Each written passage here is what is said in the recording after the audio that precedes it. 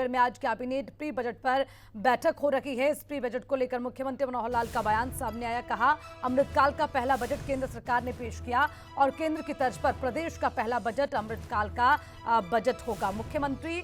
ने ये तमाम बातें कही और साथ ही कहा कि आर्थिक सीमाओं को ध्यान में रखकर बजट बनाया जाएगा। अंत्योदय की भावना को ध्यान में रखकर आखिरी व्यक्ति के लिए बजट बनेगा। और मुख्यमंत्री मनोहर लाल की अध्यक्षता में बैठक चल रही है। प्री बजट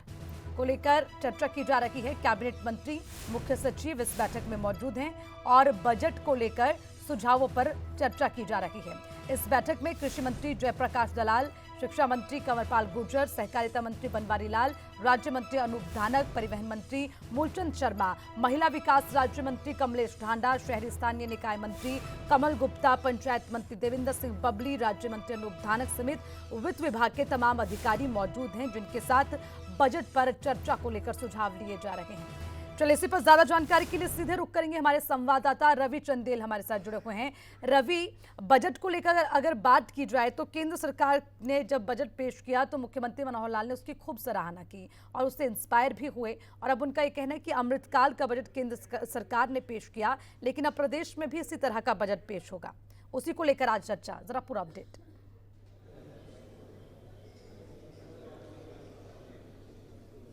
देखिए, जाहिर तौर पर जिस तरीके से अगर हम केंद्र सरकार द्वारा जो बजट पेश किया गया था, उस बजट को जो है वो अमृतकाल का पहला बजट नाम जो है वो दिया गया था, तो उसी तर्ज पर मुख्यमंत्री मनोहर लाल ने कहा कि उसी तर्ज पर जो है वो हरियाणा का बजट जो है वो भी पेश किया जाएगा और इस बजट के अंदर जो है वो खास तौर पर अंत्योदय यानी कि पंक्ति में खड़े आखिरी व्यक्ति तक जो है वो सरकारी योजनाओं का लाभ जो है वो मिल सके, उस आधार पर जो है वो बजट जो है वो तैयार किया जाएगा। और उसी के मद्देनजर आज जो है वो मुख्यमंत्री हरियाणा निवास के अंदर प्री बजट बैठक ले रहे हैं और इस प्री बजट बैठक के अंदर जो है वो तमाम कैबिनेट मंत्री जो है वो इस बैठक में मौजूद है। इस बैठक में सिवाय अगर हम बात करें गृह मंत्री अनिल विज की, तो गृह मंत्री अनिल विज जो है वो अभी तक इस बैठक में नहीं पहुंचे। साथ ही साथ स्टेशनरी विभाग के मंत्री संदीप सिंह की अगर बात की जाए तो स्टेशनरी विभाग, प्रिंटिंग और स्टेशनरी विभाग के मंत्री संदीप सिंह जो है वो भी अभी तक इस बैठक में नहीं पहुंचे। इसके अलावा तमाम मंत्री जो है वो इस बैठक में मौजूद हैं। साथ ही साथ वित्त विभाग के आला अधिकारी और सभी विभागों के अतिरिक्त मुख्य सचिव इस बैठक में मौजूद है। इस बैठक में सभी मंत्रियों द्वारा अपने अपने विभाग को लेकर जो है वो सुझाव जो है वो दिए जाएंगे। जिस तरीके से अगर हम शिक्षा विभाग की बात करें तो शिक्षा विभाग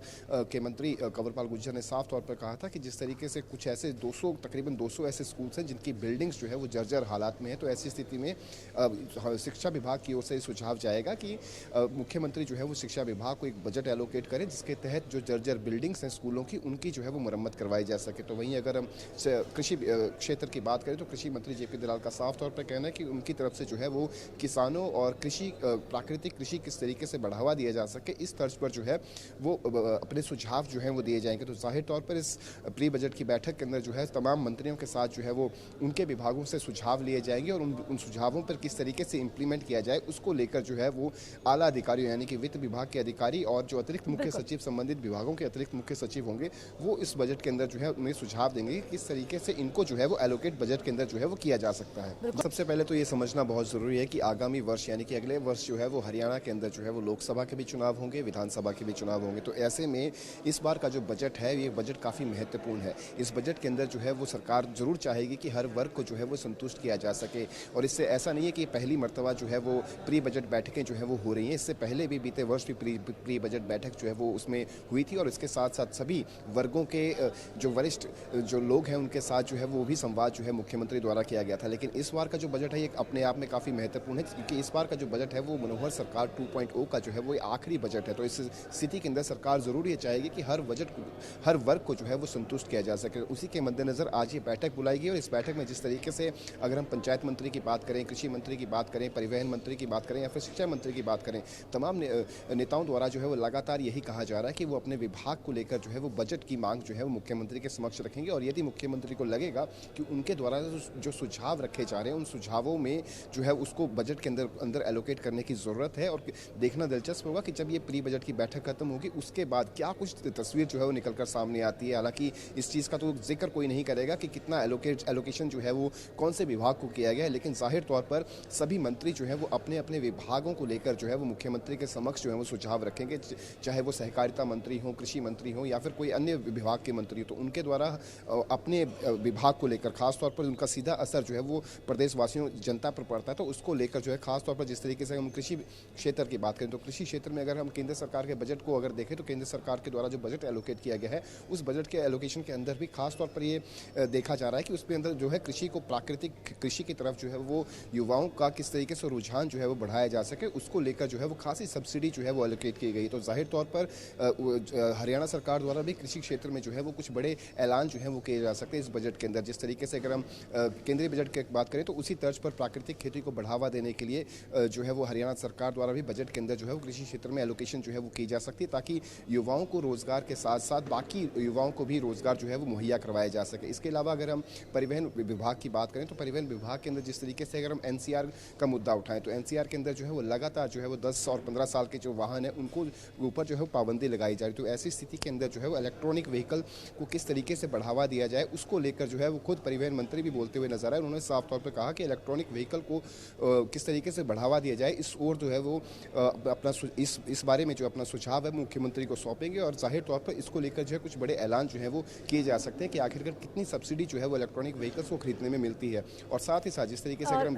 उच्चतर शिक्षा विभाग की हम बात करें, बिल्कुल सही आपका कहना है कि हर विभाग अपने अपने विभागों की जरूरतों के अनुसार तमाम चीजों को प्राथमिकता में रखता है, फिर चाहे बात कृषि मंत्री की हो, परिवहन मंत्री की हो या फिर तमाम दूसरे विभाग की बात की जाए। लेकिन रवि, इसे किस तरह से समझें? अभी हरियाणा में अभी देखा जाए तो कर्मचारियों की ओर से हड़ताल की जा रही है और भी बहुत से ऐसे मुद्दे हैं जिसको लेकर लोग सड़कों पर हैं। उनको संतुष्ट कर पाना और उनके विश्वास को कायम कर पाना और हर वर्ग तक पहुंच पाना, जो कि मैंने पहले भी कहा, वो सरकार के लिए कितनी बड़ी चुनौती होगी इन हालातों से आगे निकल कर जाना।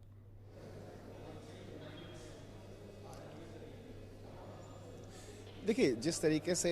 जिस आपने जिक्र किया, कर्मचारियों के हड़ताल का जिक्र किया, जनप्रतिनिधियों की हड़ताल का जिक्र किया, हाल ही में सरकार द्वारा जो है वो लगातार सभी वर्गों को संतुष्ट करने की कोशिश जो है वो की जा रही है। हाल ही में हरियाणा सरकार द्वारा जो है वो पटवारियों के प्रतिमाह वेतन का जो है वो बढ़ोतरी की गई है ताकि उन्हें जो है वो संतुष्ट किया जा सके। इसके अलावा अगर हम वोकेशनल टीचर्स की बात करें तो वोकेशनल टीचर्स का जो प्रतिमाह वेतन है उसे भी बढ़ाया गया है। तो जाहिर तौर पर सरकार के यही प्रयास रहेगा कि किसी न किसी तरीके से बजट के अंदर जो है कुछ ऐसी एलोकेशंस की जाए ताकि तमाम जितने भी वर्ग हैं, चाहे कर्मचारी वर्ग हो, जनप्रतिनिधि वर्ग हो या फिर सरकारी कर्मचारी वर्ग हो, इनको जो है वो संतुष्ट किया जा सके। जाहिर तौर पर सरकार द्वारा बजट पेश करने से पहले ही जिस तरीके से पटवारियों का प्रतिमाह मानदेय जो बढ़ाया गया, उसके बाद वोकेशनल टीचर्स का जो मानदेय बढ़ाया गया, तो सरकार की यही मंशा है कि सभी को जो है वो संतुष्ट किया जा सके और एक आर्थिक जो सीमाएं हैं उसी के अंतर्गत जो है वो उनके मानदेय बढ़ाए जा रहे हैं ताकि उन्हें भी संतुष्ट किया जा सके और सरकार का जिस तरीके से जो बजट एलोकेट होगा उसमें जो है वो कोई इम्बैलेंस ना हो। तो जाहिर तौर पर सरकार की यही कोशिश होगी कि बजट को जो है वो इस तरीके से पेश किया जाए ताकि सभी वर्गों को जो है वो संतुष्ट किया जा सके। जी रवि, आज जो बैठक हो रही है इससे क्या समझा जाए कि कहीं ना कहीं जो तस्वीर है बजट को लेकर काफी हद तक तय हो जाएगी, बजट की रूपरेखा काफी हद तक साफ होगी?